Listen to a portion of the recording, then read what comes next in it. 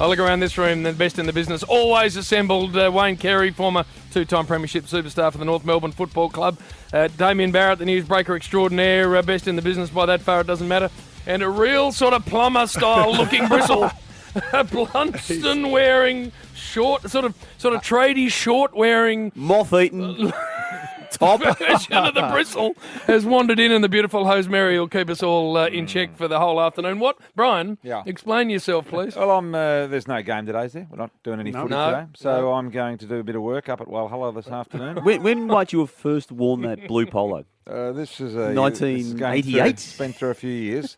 They go through the wear-out stage, and then once they're worn out, then they go into the shed work stage. Well, which is that one? He's going up there with a few mates that are tradies, so they're all sort of really still on the tools and hard working. So he just felt, I reckon he's gone to the wardrobe this morning and felt, I better sort of match what they're going to I'll be meeting them down the pub. in. You watch, they'll be in good clothes and I'll be in tradies clothes.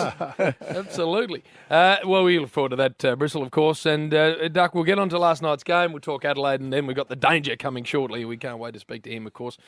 Another 3 votes for him. Brownlow night, you suspect. But my understanding was always interesting watching the exit of the Simmons Stadium car park. And I go right back to the Cardinia Park car park because Bristol and I have worked together for a very long time, and I've seen him. You know those wooden sort of barriers that keep cars from going onto ovals. Yep. I've seen Bristol mount them and flatten them.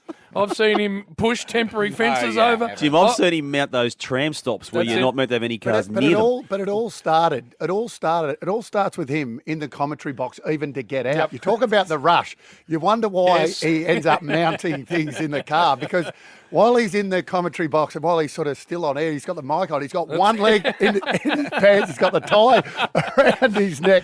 He's the quickest changer. So what have you heard, Jim? What I heard was that there was which there always is, a nice conga line of about sort of 2 lines of cars that goes back for about 400 metres, and it's a place you just got to take your medicine, Simmons.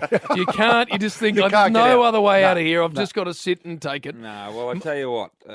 Don't talk just yet. There was a double lane exiting out of a double lane exit, strangely enough. And there was I'm sure he was a Triple M listener in an XR8 Ute, hotted up. That's it.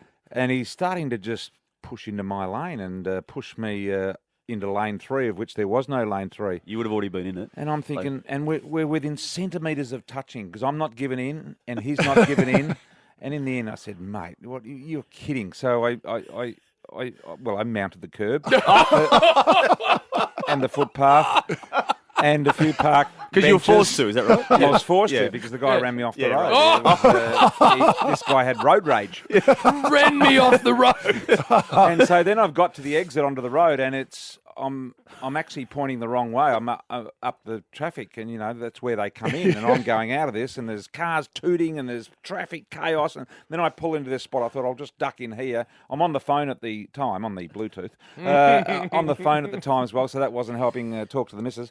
And I got there, and then because I went into this little spot, I forced gridlock. So for the next 8 minutes, it was a standoff. I'm covering my face so that no one will see me, and thinking, geez, I hope no one looks in the window. And it was the most embarrassing thing that I'd got out of one tight spot, but I'd put myself in an even tighter spot. It was very embarrassing.